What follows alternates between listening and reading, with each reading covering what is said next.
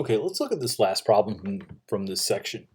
We want to find the height of this building, and we're given a couple of angles and we're given one measurement. But unlike the other problems, we're not given all the measurements we need on a single right triangle. Now, in this picture, we've got two right triangles. We've got this one, and we also have this sort of interior one here. The only length we're given is for this triangle over here, which is not a right triangle. So what we need to do is write this using the two right triangles. Now, we're supposed to find the height of the building, so let's call that h. And what I'm going to do is I'm going to label this bit here as x. Now, if I look at the big triangle has an angle of 35 degrees. If we look at tan 35, that's going to be the opposite, which is h, over the adjacent side, which the adjacent side is going to be this whole thing here, which is 100 plus x. For the smaller triangle, tan of 40 degrees, the opposite side is h, and the adjacent side is just x here. So we've got two equations here and two variables. Now we're supposed to find h, that's the end goal of this. But the way this is set up, it's going to be easier to find x first. Now, I say that because we've got h on top here and here.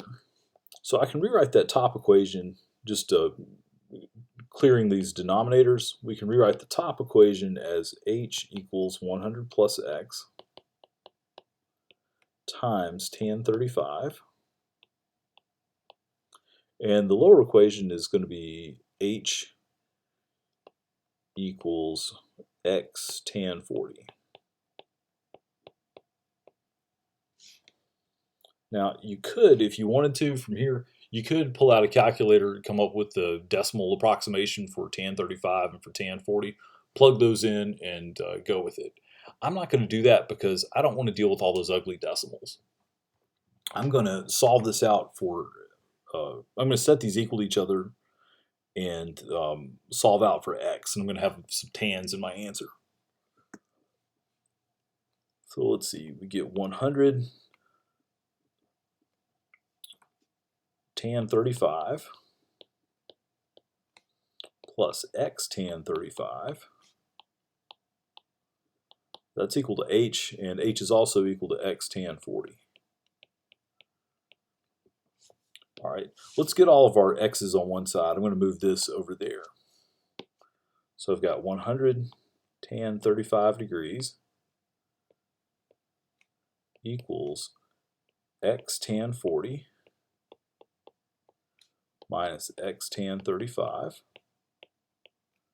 And now I can factor the x out. So we get x times tan 40 minus tan 35.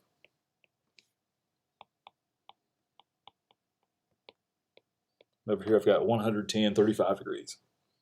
So if I divide both sides by this, I wind up getting x is equal to 100 tan 35 degrees divided by tan 40 degrees minus tan 35 degrees.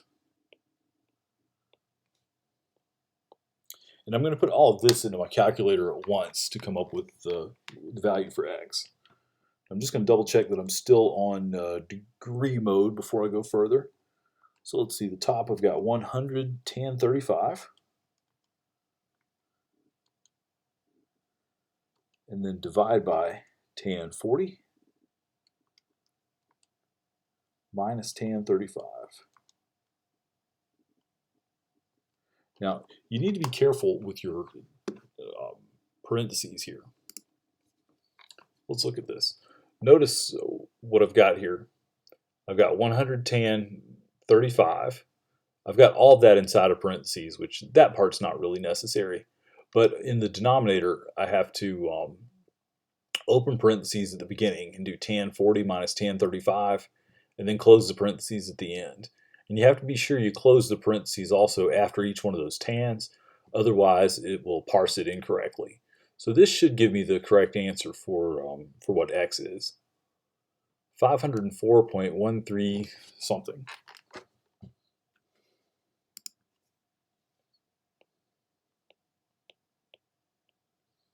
$504.138. All right. So that's supposed to be that distance x there. And I said that the picture was not drawn to scale, and I was not joking, because x is much bigger than that other 100 feet. All right. Now let's find h. To find h, what I'm going to do is plug into here. So h equals 504.138. Now I've still got all those decimals in my calculator, so I'm just going to use that number, times tan 40 degrees. So answer times tan 40 gives me 423.021. This is talking about the height of a building. Let's just round that off to 423 feet. All right, we're done with the problem, but I want to check this. Here's how I'm going to do it. I'll be perfectly honest with you. I did this problem before, and this is not my first take on this video because I messed the problem up. So here's how I'm going to check and see that I've got the right answer. I'm going to draw my building here again.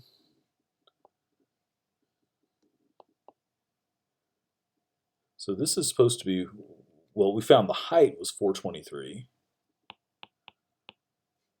We know this is 100. And what was x? X was 504. I'm just going to round to the nearest whole number. So this angle right here, it was 35 degrees. And this one was 40. Or do I have that backward? I got it backward, yeah. It's supposed to be 40 and 35. Let's just call this A and this B. So according to this, tan A is supposed to be 423 over 504. I'm actually going to use the inverse tan function on my calculator. I'm going to put in inverse tan of 423 over 504, like this. And if this is correct, this should give me the correct angle value. Inverse tan takes in the tangent value and spits out the angle.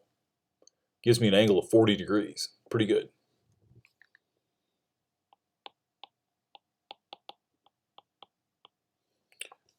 Now I'm going to do the same thing for the other one. Tan B is supposed to be 423 over 604. So I'm going to do the same thing here. I'm going to do the inverse tan of 423 over 604. And when I do this, this should give me an angle of 35 degrees. It'll be off very, very slightly because of round off error. But let's see, does this give me 35? Yes. So that is a good verification that my answer up here for the height being 423 feet is good. All right, we'll stop here.